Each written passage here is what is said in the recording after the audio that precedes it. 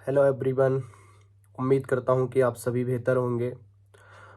आज हम डिस्कस करेंगे कि जो लोग 2024 में अपेयर होना चाहते हैं तो वो लोग किस तरीके से आगामी तैयारी करें या किन चीज़ों का ध्यान रखें जिससे कि 2024 में होने वाले एग्ज़ाम में उनको निश्चित रूप से सफलता मिले। तो जो भी मेरा ओपिनियन रहेगा मैं वो शेयर करूँगा। ज़रूरी नहीं कि हर किसी के लिए ये स्ट्रेटजी वर्क करे, हर कोई अपने हिसाब से इसको मॉडिफाई कर सकता है। लेकिन जिन लोगों को लगता है कि एज इट इज़ इसी प्रारूप पे चलना है तो वो इसको कंटिन्यू कर सकते हैं। तो जैसे 2024 के एग्ज़ाम की डेट आई गई है और मई में प्रीलिम्स एग्ज़ाम होने वाला है और अभी अगस्त का महीना चल रहा है और आज 19 अगस्त है। तो हमारी कोशिश क्या रहनी चाहिए, किन चीज़ों का हमें ध्यान रखना चाहिए। तो मेरा मानना ये है कि अगर आप एग्ज़ाम देने के लिए जा रहे हैं और प्रीलिम्स एग्ज़ाम जो कि मई में होने वाला है और उसमें आप सफलता प्राप्त करना चाहते हैं तो सबसे ज़्यादा ज़रूरी है कि आप पहले मेंस के सिलेबस को एक बार कंप्लीट कर लीजिएगा।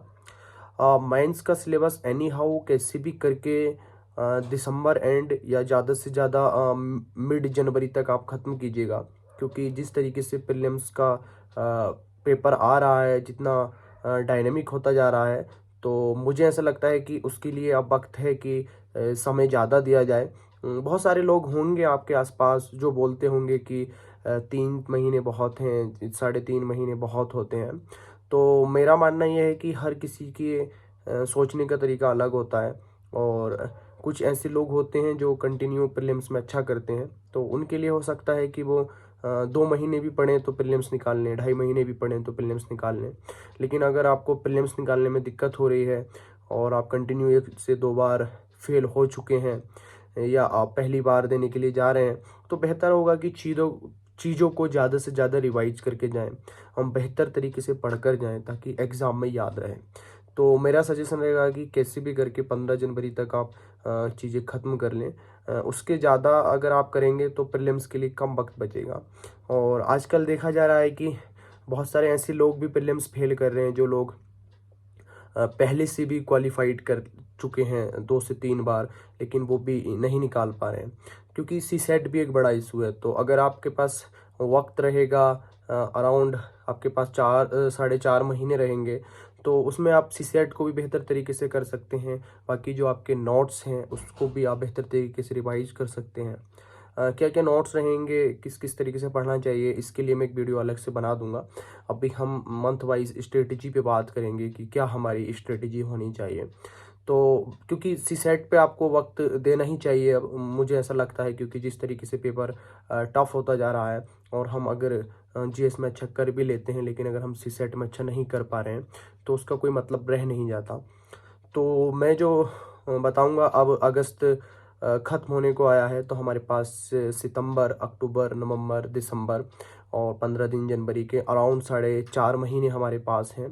तो मैं यही कहना चाहूँगा कि कोशिश कीजिएगा जितना हो सकता है आप मेंस के सिलेबस को कंप्लीट कर लें और हो सके तो पूरा ही कंप्लीट कर लें, तो वो तो सबसे ज़्यादा बेहतर है।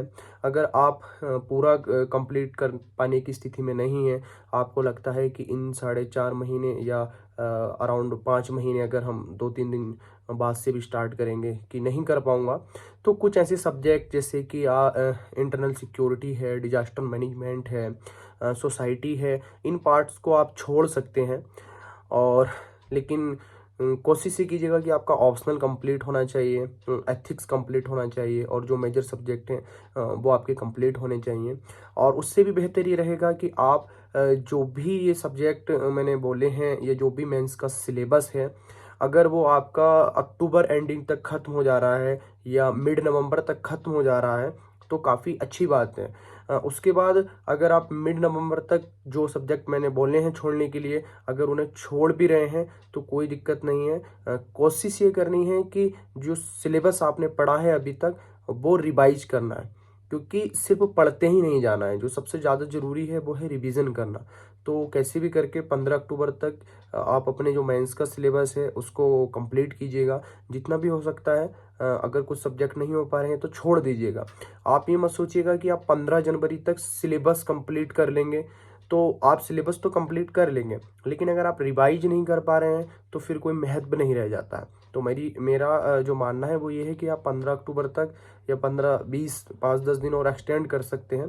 तब तक जितना भी आपको आता है, जितना भी आपको पढ़ा है, उतना सिलेबस कंप्लीट कीजिएगा। सिलेबस कंप्लीट करने के बाद जो दिसंबर का महीना है या अक्टूबर के जो बचे हुए दिन हैं या जनवरी के कुछ दिन बचे हैं उसमें रिवाइज कीजिएगा और कोशिश कीजिएगा कि कुछ आंसर्स आप लिख पाएँ। आंसर राइटिंग करने के लिए ज़रूरी नहीं कि आप बहुत अच्छा आंसर अभी लिख पाएँ, एटलीस्ट कोशिश कीजिएगा कि इन 2 से ढाई महीने में आप स्ट्रक्चर बनाना अच्छे से सीख जाएँ। आपको पता हो कि एक अच्छे आंसर में इंट्रो हो, बॉडी पार्ट हो, कंक्लूजन हो, क्वेश्चंस की डिमांड क्या है वो होनी चाहिए। तो इन चीज़ों पे काम करें और 200 से 250 आप आंसर लिखने की प्रैक्टिस करें। ऑप्शनल में भी कुछ आंसर लिख लें, क्योंकि आपको प्रीलिम्स के बाद जो टाइम मिलेगा तो उसमें उतना वक्त नहीं होता है कि आप आंसर राइटिंग सीखें, बल्कि अगर आप यहाँ सीख जाएंगे तो उस टाइम को आप प्रैक्टिस के लिए रखें। और उसके लिए आप बेहतर होगा कि डेली बेस्ड पे बहुत सारे प्रोग्राम चलते हैं जहां आप डेली 5 से 6 क्वेश्चंस डेली लिख सकते हैं, या 2 से 3 क्वेश्चंस डेली लिख सकते हैं। वो आप अपने हिसाब से देख सकते हैं। बहुत सारे टेलीग्राम पे भी कुछ ऐसे ग्रुप हैं जहां पे आप अपने आंसर को चेक करा सकते हैं। तो मेरे हिसाब से 2024 के लिए ये स्ट्रेटेजी रहेगी कि कैसे भी करके आप 15 अक्टूबर तक जो भी आपका जीएस का सिलेबस है यूपीएससी मेंस का उसको कंप्लीट कीजिए। अगर आपको लगता है कि उसमें कुछ पार्ट छूट सकता है, जैसे internal security, disaster management, society, social justice, जो छोटे पार्ट हैं जिनको आप प्रीलिम्स के बाद भी कवर कर सकते हैं, तो कोई दिक्कत नहीं है। बट आपको रिवीजन करना है। आप ये मत सोचिएगा कि मैं इन सारे सब्जेक्टों को भी खत्म करूं और 15 जनवरी तक सिलेबस खत्म कर लूँ। सिर्फ खत्म करने से कुछ नहीं होगा, रिवीजन ज़्यादा इंपॉर्टेंट है। तो जो अक्टूबर के बाद से टाइम रहेगा उसमें आप रिवाइज कीजिएगा और 15 जनवरी के आसपास आप प्रीलिम्स की तैयारी स्टार्ट कर दीजिएगा। प्रीलिम्स की तैयारी कैसे करनी है इसके लिए मैं एक वीडियो अलग से बना दूंगा।